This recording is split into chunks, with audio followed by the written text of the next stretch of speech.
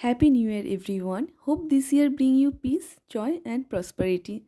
First জান সকাল সকাল কৃষ্ণনগর লোকাল ধরে আমি রওনা দিলাম মায়াপুরের উদ্দেশ্যে। বর্তমানে আমি কলকাতায় থাকলেও আমি নদিয়ার মেয়ে, তাই ছোটোবেলার থেকে বছরে একবার হলেও মায়াপুর অবশ্যই যাই।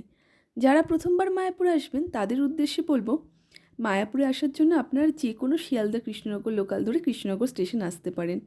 তারপর এখান থেকে অটো বা টোটো ধরে চলে যাবেন হুলোর ঘাট। স্টেশনের পাশেই রয়েছে অটো আর টোটো স্ট্যান্ড। আমি যেমন সেদিনকে অটো ধরেই ঘাট অবধি গিয়েছিলাম। সেদিন 1 জানুয়ারি হওয়ায় ট্যুরিস্টদের ভিড় অত্যাধিক বেশি ছিল। অটো ও টোটো চালকরা ধার্য মূল্যের থেকে 10-20 টাকা একটু বেশিই চাইছিল। সাধারণত অটো ভাড়া হয় 30 টাকা, সেদিন আমাদের কাছ থেকে নিয়েছিল 40 টাকা করে। যদি কোনো স্পেশাল অকেশন যেমন রথযাত্রা বা দোলযাত্রা, জন্মাষ্টমী, বড়দিন ইত্যাদি সময় আসেন তাহলে ভাড়াটা হয়তো একটু বেশি লাগবে।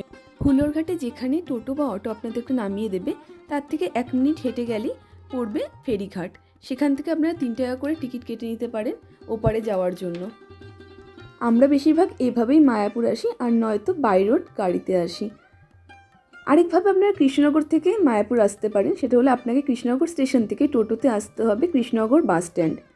সেখান থেকে মায়াপুরগামী যে কোনো বাস ধরে চলে আসতে পারবেন মায়াপুর। বাস আপনাকে মেন মন্দিরে একদম গেটের সামনেই নামিয়ে দেবে। সেই দিনকে কীরকম ভিড় ছিল আশা করি ফেরিঘাটের ভিড় দেখে আপনারা বুঝতে পারছেন। আর যদি কেউ এভাবে না আসতে চান তারা হাওড়া কাটোয়া লোকাল ধরে নামতে পারেন বিষ্ণুপ্রিয়া স্টেশনে। সেখান থেকে টোটো করে মেন মন্দিরে যেতে পারবেন। এবার আসি আমার জার্নির গল্পে। হুলোর ঘাট থেকে ওপারে যেতে নৌকাতে মাত্র সময় লাগবে ওই ধরুন 1 থেকে 2 মিনিট মতো। এপারের ফেরিঘাট থেকে কাটা টিকিটটা যত্ন সহকারে রাখবেন, কারণ ওপারে গিয়ে কিন্তু টিকিটটাকে আপনাকে শো করতে হবে, তারপরেই আপনি ওখান থেকে বেরোতে পারবেন, নয়তো এক অযথা সমস্যার মধ্যে পড়তে হবে।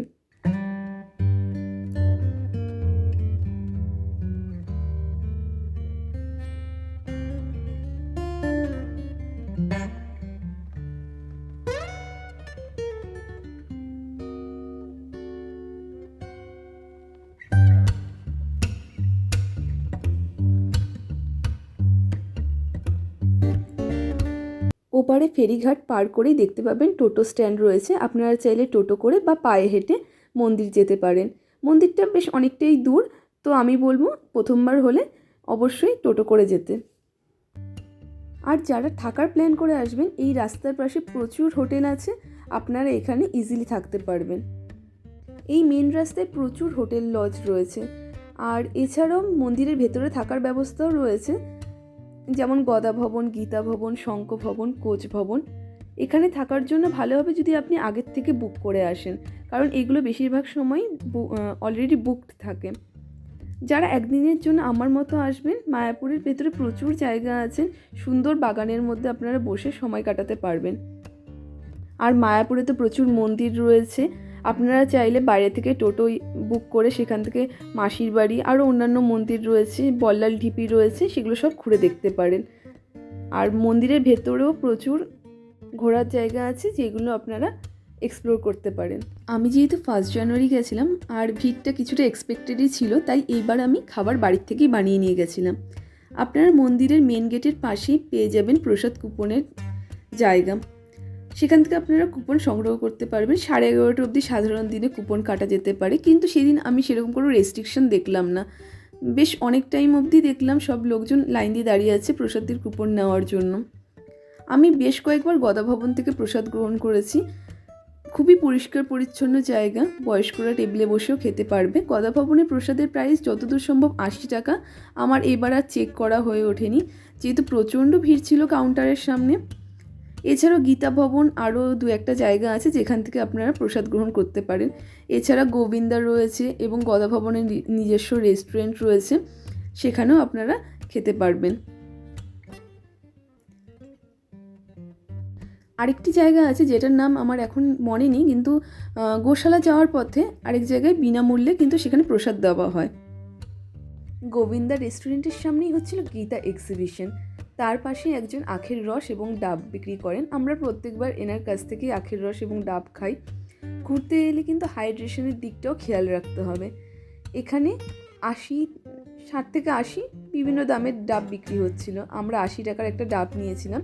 ডাব বিক্রেতা নিজেই আমাদেরকে সাজেস্ট করেছিল এটা। সত্যি খুবই ভালো ছিল।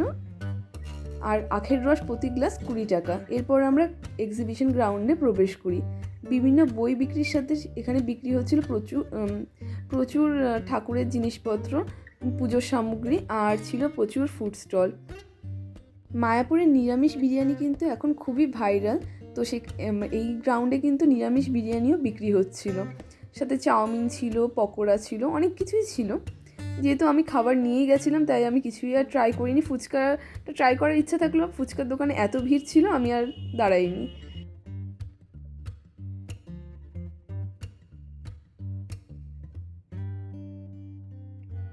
এখন আমি রয়েছি গোবিন্দা রেস্টুরেন্টের সামনে। আগে কিন্তু ইসকনের ভেতরে এত ফুড অপশান ছিল না, তখন গোবিন্দা থেকেই সাউথ ইন্ডিয়ান ফুড খেতাম। এখানে পাস্তাটা খুবই ভালো বানায়, বিকালে ফুচকাও বিক্রি হতো, এখন হয় কি না শিওর না। এখন যেটা দেখছেন এটা হলো গোশালা যাওয়ার রাস্তা, ঠিক এর পাশেই রয়েছে আমি এর আগে যেখানে বললাম আপনাদের ফ্রিতে প্রসাদ পেতে পারেন সেই জায়গাটা। আর গোশালা যাওয়ার জন্য আপনারা টোটো করে যেতে পারেন বা এরকম গরুর গাড়িতে যেতে পারেন। গোশালা খুব একটা দূরত্ব না, চাইলে আপনারা হেঁটেও যেতে পারেন। তারপর অনেকক্ষণ ঘুরে একটু রেস্ট নিয়ে আমরা লাঞ্চ করলাম। বাড়ির থেকে ফ্রাইড রাইস আর সম্পূর্ণ নিরামিষ আলুর দম বানিয়ে এনেছিলাম। আমরা যেখানে বসে লাঞ্চ করছিলাম সেখান থেকে টিওভিপি কিন্তু খুব সুন্দরভাবে দেখা যাচ্ছিল, তাই আপনাদের সাথেও সেটা শেয়ার করলাম। লাঞ্চ করার পর কিছুক্ষণ রেস্ট নিয়ে আবার একটু ঘুরতে বেরিয়ে পড়লাম। চলুন আপনারাও আমার সাথে দেখবেন এই মায়াপুরের প্রাকৃতিক সৌন্দর্য।